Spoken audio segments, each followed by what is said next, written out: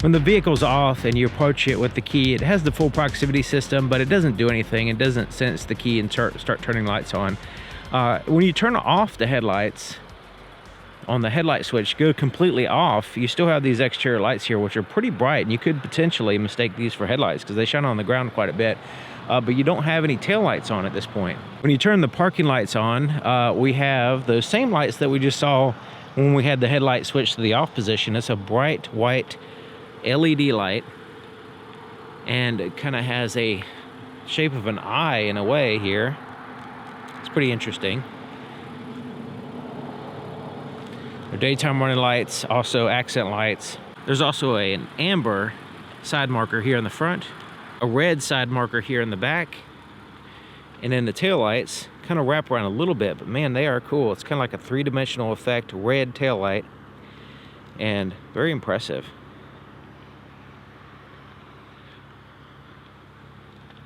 And they're fairly bright, so you can see them back here. Not overly bright. It's not the brightest tail light in the world, but it is bright enough to see and have a cool effect to them as well. And the tag light's on. Shines a little bit on the ground. The turn signal basically is an amber light here in the front, and just basically takes that top white light. It turns off the bottom one, and then just has the top one turn amber and then flash. So it's not an additional light. It's just taking it's just kind of replacing that white one with amber. There's also an amber turn signal indicator here on the side mirror. It's visible from the front, the side, and the back. Not very bright though. And the turn signal here in the back is amber in color, and it's just below the tail light. And it is quite bright. It's quite a bit brighter than the tail lights.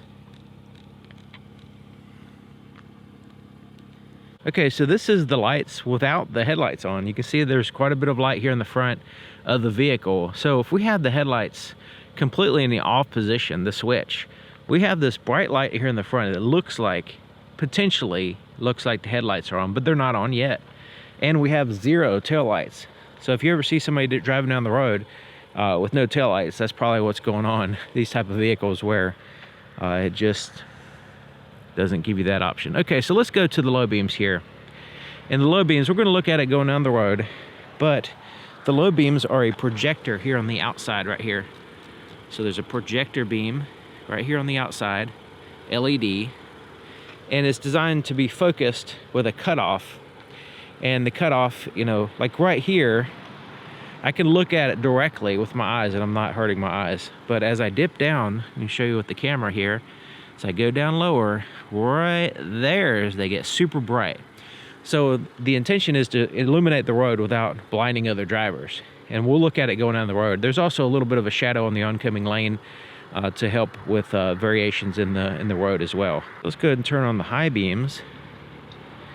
And the high beams are this inner projector, and it's actually several LEDs there in the center. So right in here, it turns on and adds to the light, and they are fantastic, as we'll see going down the road. So now we have both an outer projector and an inner projector, and the inner part is kind of elongated, kind of fills in more of the road. It's pretty impressive. Cargo light, not very good. It has a single light right in here, very dim, just regular halogen bulb, I guess, and it's just like right in here. So it illuminates like right here. Everywhere else, all this area here is completely dark, and you know, depending on if you have stuff in here, how much shadows you have, but you're gonna have shadows. I mean, it's inevitable. Even up here, it's not gonna be illuminated. So that whole area right there is not illuminated, none of that. So definitely poor lighting here in the trunk area. The inside of the door, it doesn't have any kind of like puddle lights or anything like that. It's just a few backlit buttons right here, but that's it. Then there is a Z here in the threshold sill plate. Kind of looks like an Ozzy Osbourne Z, doesn't it? And the lights, the interior lights, are coming from the center right in here. And there's some places behind the seats it's kind of dark, and a couple other areas that could be improved. Okay, so I have the interior lights on. The door's open. So you can see what it looks like here. Shut the door, and interior lights fade out, and you can see what we're left with. Not much. There's no lights in the pockets in the door. Behind the seats are dark, and there's no light in the floorboard or anything like that. We do have some backlit buttons under here on the steering wheel. And the gauges are really nice. You can adjust the brightness right here to the right of the steering wheel. So we can adjust them, brighten or dim the gauges here. We're going to lower it down here. So yeah, it doesn't really adjust some other stuff, not much, mostly just the gauges, because there's not much left. Alright, so you can see these gauges up here get brighter. Okay, so we have the center screen here.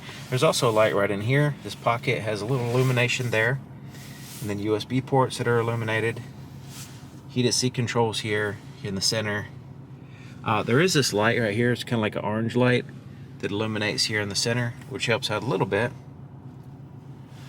But the center console doesn't have any light. Let me turn on the interior lights because we can't see anything. Okay, so the right in here is completely dark. So that's dark. Behind the seats are dark.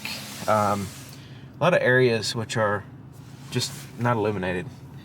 So the interior lights help out. But if you want to turn on the interior lights, you'd have to, you kind of press right here or right there. I mean, it's not that hard to find, but it does have the button that you turn on all of the interior lights is just not illuminated, so I'm not sure what the deal is with that.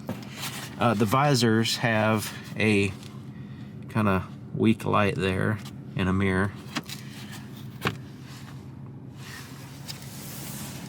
Glove compartment does have a light. Kind of surprised at this point. Let's go ahead and put it in reverse. You can see the backup camera. Does a decent job at nighttime. It's not the, let me turn the brightness down.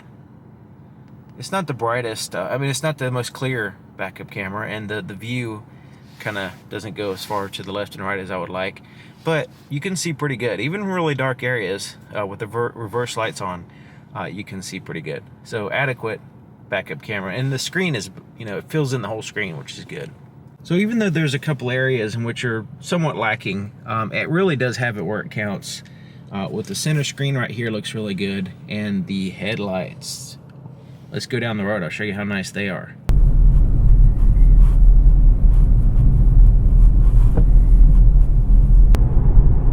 On the oncoming lane, there is a shadow that kind of lowers the headlights so that way it doesn't blind other drivers. You can see when we dip down like here, it's a little bit lower. That cutoff is lower on the oncoming lane. So it seems like these headlights are lined up properly.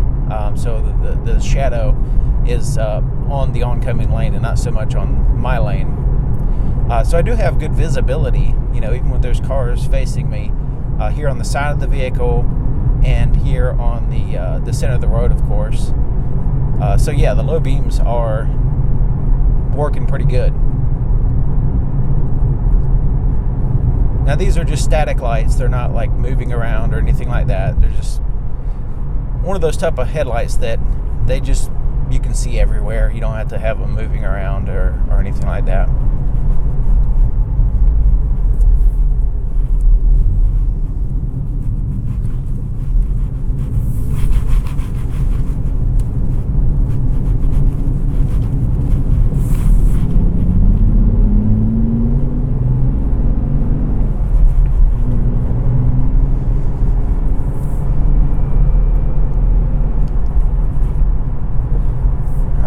So this does have the automatic high beams, and they do work well. So far, I hadn't had any problems them, you know, blinding other drivers or flashing other drivers, that kind of thing. They're kind of slow to turn back to high beams, as we see right here. So I'm going to go ahead and put it on manual so that way I can control it. Yeah, there we go. Look at those high beams right there. They are fantastic. I think I think the Integra has some competition here with the headlights, because these are really good. The low beams are good, but man, those high beams really help out.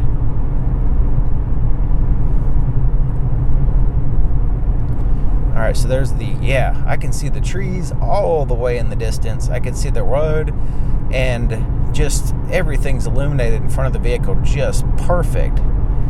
The distance, there's no patchiness on the road. There's a really good distance, and just everywhere, sides of the vehicle, sides of the road, and yeah, I think these are in the top headlights for cars anyway, especially. The other one was the Acura Integra with the A-Spec, but this one, man, yeah, this is impressive. Very happy to see this.